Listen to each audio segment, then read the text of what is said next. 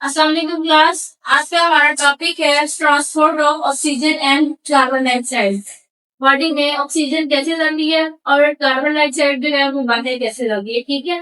तो सबसे पहले ऑक्सीजन जो है वो कहाँ जाती है, पूरी बॉडी के टिश्यूज में जाती है, ठीक है, किसके जरिए जाती है, ब्लड के जरिए, ठीक है। और ऑक्सीजन जो है वो दो फॉर्म्स में जो है वो ट्रांसपोर्ट होती है। सबसे पहले ये बाउंड होती है हीमोग्लोबिन के साथ, ठीक है। ऑक्सीजन 97% जो ऑक्सीजन होती है वो रेड ब्लड सेल्स के अंदर H3 जो है उसके साथ बाइंड कर जाती है, ठीक है। अब यहाँ पे उसने एक फार्मूला भी बताया है कि जब H3 ऑक्सीजन के साथ मिलेगी, ठीक है, कंबाइन होगी तो क्या बनेगा, HPO2, ठीक है। लंग्स के अंदर जो ऑक्सीजन का पार्शियल प्रेशर होता है वो हाई होता है, ठीक है। ये सेकंड क्या होगा, ऑक्सीजन एचपी के साथ बाइंड होगी है। एचपी के साथ बाइंड होने के बाद ये और बॉडी के जो सेल्स है वहां पे एंटर कर देगी, ठीक है। सेकंड इसका जो फॉर्म है, ठीक है, उसमें ये कि ये प्लाज्मा में डिसॉल्व हो जाती है, ठीक है।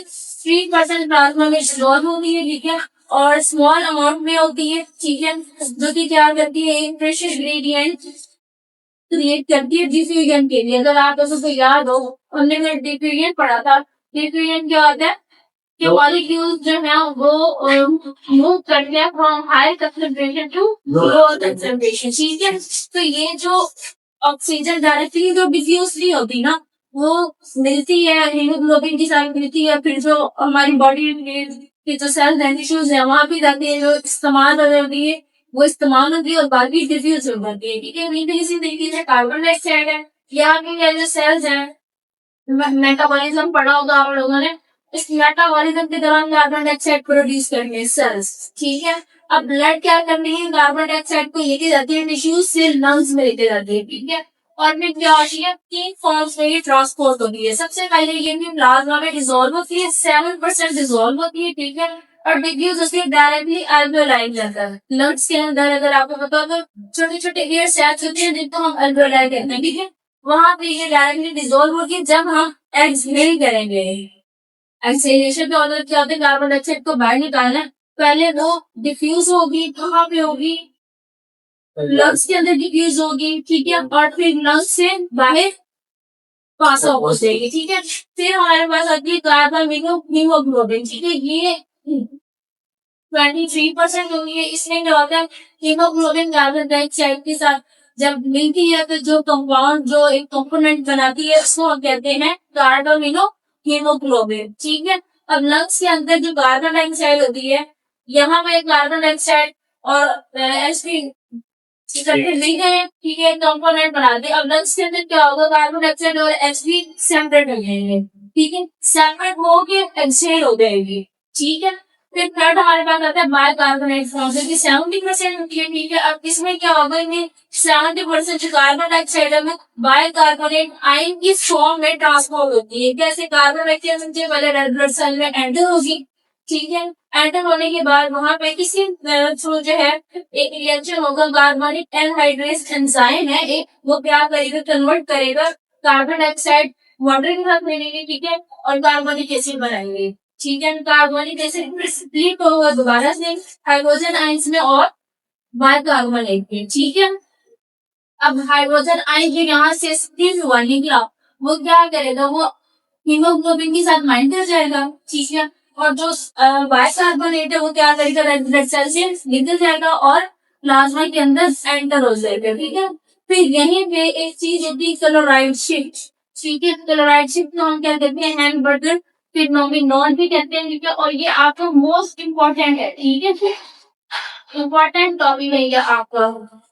अब इसमें क्या होगा, जब बायकार्बोनेट रेड ब्लड सेल से निकल गया, हमने पढ़ा कि पहले वो मिला फिर स्प्लिट हुआ फिर निकल गया, तो वहां पे जो क्लोराइड है वो एंटर होगा रेड ब्लड सेल में, ठीक है।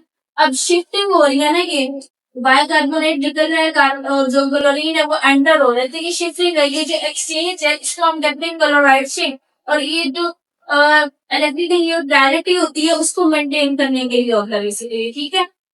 फिर हम डिस्कस करें, अगर तो इसमें हर चीज रिवर्स हो रही है, अगर आप ये देखें ये जो रिएक्शन हो रहे हैं ये भी रिवर्स है। अगर ये मिलके ये कंपोनेंट बना रहे हैं, ये अगेन स्प्लिट हो सकता है, रिवर्सिबल है, ठीक है। अब यहाँ पे अगर आप ऊपर से देखें और नीचे से देखें तो सबसे पहले बाइकार्बोनेट रेड ब्लड सेल से निकला, ठीक है। उस क्लोरीन रेड ब्लड सेल से निकल के एंटर हुआ प्लाज्मा में, ठीक है। और यहाँ पे कार्बोनिक एसिड बना, स्टेप बाय स्टेप हम जो देख रहे हैं, ठीक है।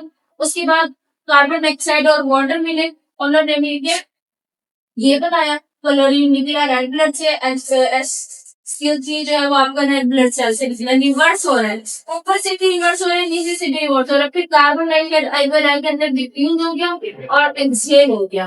अगर आप नीचे से देखें, एक्सहेल एक्सहेल हुआ कार्बन डाइऑक्साइड, कैसे हुआ? कार्बन डाइऑक्साइड एल्वियोलाई के अंदर डिफ्यूज हुआ, उल्टा सीन है। कार्बन डाइऑक्साइड पानी के साथ मिला, H2CO3 बना, ठीक है। क्लोरीन रेड ब्लड सेल से निकल गया, जिसको क्लोरीनेशन कहते हैं, ठीक है। और HCl रेड ब्लड सेल से निकाल गया प्लाज्मा में, ठीक है। अब नेक्स्ट हम बात करते हैं ऑक्सीजन जो ट्रांसपोर्ट हो रही है वो, उसमें उसकी परसेंटेज की अगर हम बात करें तो Hp 97% ट्रांसपोर्ट होती है, ठीक है। और प्लाज्मा 3% होता है। कार्बन डाइऑक्साइड ट्रांसपोर्ट में अगर आप देखें तो बाइकार्बोनेट 70% है, ये आपके एमसीक्यूज है, ठीक है। और जो कार्बन हीमोग्लोबिन है वो 23% है और प्लाज्मा 7%। फिर आता है नेक्स्ट टॉपिक आपका है रेस्पिरेशन की रेगुलेशन, कि वो कैसे वर्कआउट कर रहा है। रेस्पिरेशन जो है वो कंट्रोल किया जाता है ताकि जो ऑक्सीजन कार्बन डाइऑक्साइड और जो पीएच है उसको मेंटेन किया जाए, उसका जो लेवल है उसको मेंटेन किया जाए। ये 3 मैकेनिज्म के थ्रू होते हैं, नर्वस रेगुलेशन है, केमिकल रेगुलेशन और पेरिफेरल केमोरिसेप्टर्स, ठीक है। तो कल हम जो नर्वस रेगुलेशन है इसको डिटेल में पढ़ेंगे, ठीक है। और फिर इसके आगे फर्दर टाइप्स हैं, ठीक है, उनका मैकेनिज्म स्टडी करेंगे। आज के लिए आपको इतना ही।